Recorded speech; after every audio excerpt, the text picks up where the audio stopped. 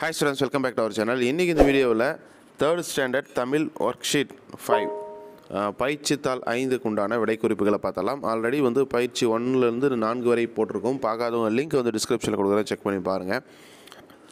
அது மட்டும் இல்லாமல் இந்த வீடியோக்கில் இருக்கக்கூடிய டிஸ்கிரிப்ஷனில் நமக்கு இந்த பிரிட்ஜ் கோர்ஸ் சம்மந்தமான அனைத்து வகுப்புகளுக்கும் உண்டான லிங்க்கும் இருக்குது. மறக்காமல் உங்கள் நண்பர்களுக்கு மற்ற வகுப்பு மாணவர்களுக்கும் டீச்சர்ஸ் பேரண்ட்ஸுக்கும் வந்து இந்த வீடியோ ஷேர் பண்ணுங்கள். ப்ராக்டிஸ் பண்ணுறதுக்கு உங்களுக்கு ரொம்ப யூஸ்ஃபுல்லாக இருக்கும். ஸோ ஃபஸ்ட் ஒன்று வந்து பார்த்தோம்னா, சொற்றொடர்களை படித்து பொருத்தமான நிறுத்தற் குறியீடுகளை எழுதுக. அதாவது வந்து பார்த்தோம்னா இங்கிலீஷில் வந்து அந்த ஃபங்க்சுவேஷன் சொல்லுவோம் இல்லையா, அதாவது புள்ளி, புல் ஸ்டாப்பு, கொஷின் மார்க்கு, ஆச்சரியக்குறி இதெல்லாம் வைக்கணும். ஓகேங்களா? ஸோ முதல் வந்து பார்த்தோம்னா மா பலா வாழை முக்கணியாகும் அப்படிங்கிறத கொடுத்துருக்காங்க. ஸோ இதில் தேவையான நிறுத்தற் குறியீடு அப்படின்னு பார்த்தோம்னா மா ஒரு கமா போடணும், பலா ஒரு கமா போடணும், வாழை முக்கணியாகும் புல் ஸ்டாப் வைக்கணும். ஓகேங்களா? ஸோ இங்கே 2 கமா அண்டு ஒரு நிறுத்தற் குறியீடு புல் ஸ்டாப் வந்து வைக்கணும். ஓகேங்களா? அடுத்து வந்து நமது நாடு எது அப்படிங்கிறது 2வது கொஸ்டின். ஓகேங்களா? ஸோ நமது நாடு எது அப்படிங்கிறது கொஸ்டின் மார்க். ஓகேங்களா?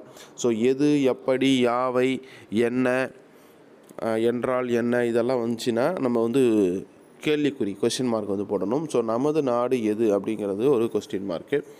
அடுத்து 3வது வந்து பார்த்தோம்னா அடேங்கப்பா கடைசியில் இத்தனை பொம்மைகளா. ஸோ இது வந்து பார்த்தோன்னா ஆச்சரியக்குறி. ஓகேங்களா? ஸோ அடேங்கப்பா ஒரு கமா, கடைசியில் வந்து ஒரு ஆச்சரியக்குறி. ஓகேங்களா? இத்தனை பொம்மைகளா, அடேங்கப்பா தாஜ்மஹால் இவ்வளவு அழகா அப்படின்னு வர்றது எல்லாமே வந்து நமக்கு ஆச்சரியக்குறி. ஓகேங்களா? ஸோ ஆச்சரியக்குறி நிறுத்தற்குறியில் நம்ம போடணும். அடுத்து இதழின் அட்டைப்படத்தை பார்த்து வினாக்களுக்கு விடையளி அப்படிங்கிறத கேட்டிருக்காங்க.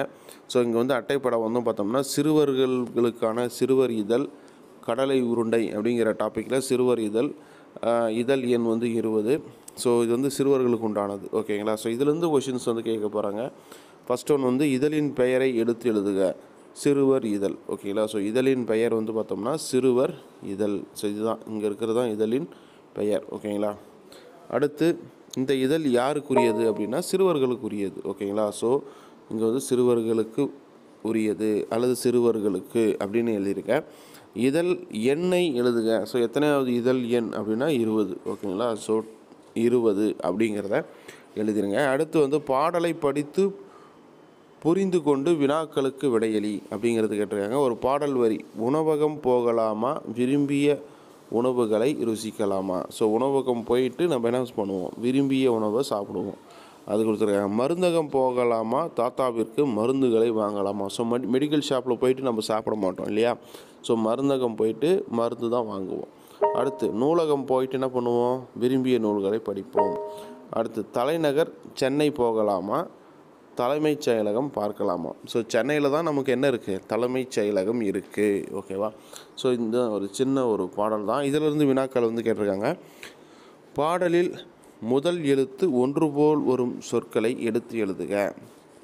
ஸோ ஒரே லெட்டரில் ஸ்டார்ட் ஆகும். உணவகம், ஓகேவா, உணவுகளை, மருந்தகம், மருந்துகளை, நூலகம், நூல்களை, தலைநகர், தலைமைச் செயலகம், இது போல். ஸோ ஃபஸ்ட் லெட்டர் வந்து என்னென்ன ஒரே மாதிரி இருக்குல்ல, அதை மட்டும் இங்கே எடுத்து எழுதுகிறோம். ஓகேவா? ஸோ இந்த பாடலில் இருக்கக்கூடிய முதல் வார்த்தைகளை எடுத்து எழுதிடுறோம். ஊரில் ஸ்டார்ட் ஆகிறது அந்த மாதிரி. தலைமைச் செயலகம் எங்கே உள்ளது அப்படிங்கிற வினா கேட்டிருக்காங்க. தலைமைச் செயலகம் சென்னை. அடுத்ததான் 4வது, இதுவும் வந்து பார்த்திங்கன்னா பாடலில் இரு பொருள் தரும் சொற்களுக்குரிய பொருளை எடுத்து எழுதுக. அம்மா கையில் அளக்கும்படி, பாப்பா நீயும் பாடம் படி. இங்கே வந்து கலரில் பண்ணி கொடுத்துருக்காங்க இல்லையா, படி, நூல், மாலை, இதை வச்சு தான் கொஷின்ஸ் வரும். ஓகேங்களா? அப்பா கையில் பருத்தி நூல், தாத்தா படித்தார் தமிழ் நூல், அக்கா கொடுத்தால் பூமாலை, தம்பி வந்தான் அந்தி மாலை. ஸோ இங்கே வந்து படி அப்படிங்கிறது என்னென்ன வேர்ட்ஸ் இருக்குது அப்படின்னு பார்த்தோம்னா அளக்கும்படி, பாடம்படி. ஸோ அதை எடுத்து இங்கே எழுதிக்கோங்க. சரியா? ஸோ அளக்கும்படி, பாடம்படி. நூல் அப்படின்னு பார்த்தோம்னா இங்கே பருத்தி நூல், தமிழ் நூல் இருக்குல்ல, அதே தான் பருத்தி நூல், தமிழ் நூல். மாலை அப்படின்னா பூ மாலை, அந்தி மாலை. ஸோ அந்த வார்த்தை எடுத்து இங்கே எழுதிக்கிறோம். அது பொருத்தமான நிறுத்தற்குறியீடு எழுதுக. இதுவும் வந்து ஏற்கனவே பார்த்தது போல் அந்த ஃபங்க்சுவேஷன் சொல்கிறோம்ல, நிறுத்தற் குறியீடு. அப்படியா ஃபஸ்ட் ஒன் தேனருவி வந்து சொல்கிறாங்க, அப்படியா நாமும் சென்று நூலக தின கொண்டாட்டத்தில் கலந்து கொள்வோமா. ஸோ இங்கே வந்து பார்த்தோம்னா அப்படியா அப்படிங்கிற இடத்துல ஒரு ஆச்சரியக்குறி கமா போட்டு கடைசியாக வந்து ஆச்சரியக்குறி போடுங்க. ஓகேங்களா. அப்படியா நாமும் சென்று நூலக தின கொண்டாட்டத்தில் கலந்து கொள்வோமா ஆச்சரியக்குறி.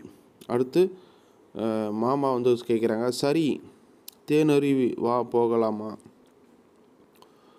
ஃபுல் ஸ்டாப் வச்சுக்கோங்க, அவ்வளோதான். ஓகேவா.